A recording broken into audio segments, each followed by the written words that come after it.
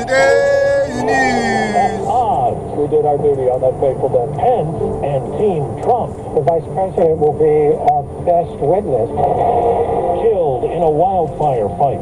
This was a tragic loss for the community. Deadly bus crash. There were at least 50 people that needed help. Good morning. I'm Steve Kathan with the CBS World News Roundup. Former Vice President Mike Pence is shaping up to be a key and possibly contentious figure in the federal case against former President Trump. And CBS's Robert Costa tells us prosecutors now want limits on what Trump can say publicly. Those indictments aren't worth the paper they're written on. Former President Donald Trump keeps fighting back after being charged with conspiring to overturn the 2020 election. This weekend, he ramped up his attacks, railing against the man who is leading the grand jury investigation. Deranged Jack Smith. He's a deranged human being. And on social media, Trump posted, "If you go after me, I'm coming after you," which prompted prosecutors to ask the judge to limit Trump's outbursts.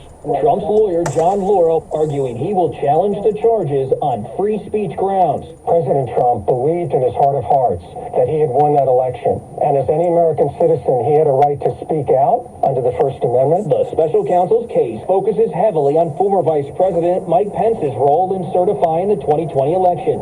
Trump's legal team claims their client just asked Pence to pause the counting of electoral votes on January 6th. But Pence says he was asked to reject votes outright. That he was being told that I had the right to overturn the election, to reject or return votes. I told him I knew I had no such authority. A new CBS News poll finds more than half of Americans believe Trump tried to stay in office through illegal and unconstitutional means. And 86% of Republicans say they see the investigations as a means of stopping Trump's campaign. I mean, it doesn't matter to me. They can indict him 100 times. It's silly. Now to Southern California, where two wildfire fighting helicopters collided. The first helicopter was able to land safely nearby.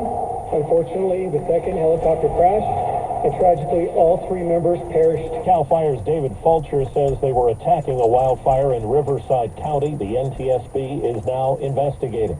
And late last night in Pennsylvania, a charter bus crashed in heavy rain on Interstate 81.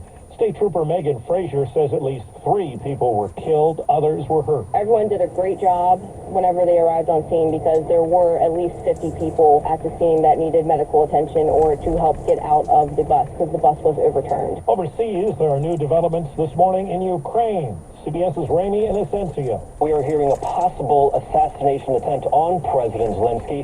This is coming from Ukraine security services. They released a headshot of a local Ukrainian woman gathering intelligence, as they say, for a Russian airstrike on Mykolaiv. That city is only about 80 miles east from where we are right now. She was looking for the schedule for the president, for the location of electronic warfare systems and ammunition depots. That informant, we understand, was detained, arrested after she tried to pass on that intel to her handlers. Russian and Chinese warships in international waters, but close to Alaska last week.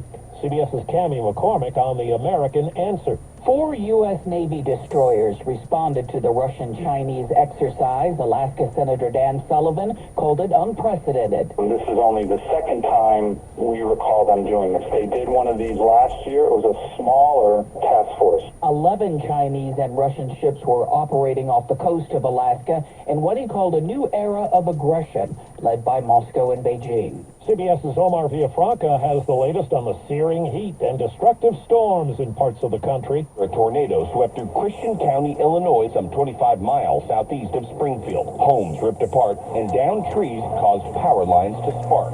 The damaging storms come as the southern half of the nation continues to roast under the summer sun. Texas, Florida, and California are set to endure another day of heat warnings and watches. In Arizona, Phoenix authorities believe heat is to blame after a woman was found dead on a remote hiking trail late Friday, where afternoon temperatures peaked at 115 degrees. Right now, during this heat, just be very mindful of the times you're hiking. In Texas, the excessive heat is causing the price of electricity to surge.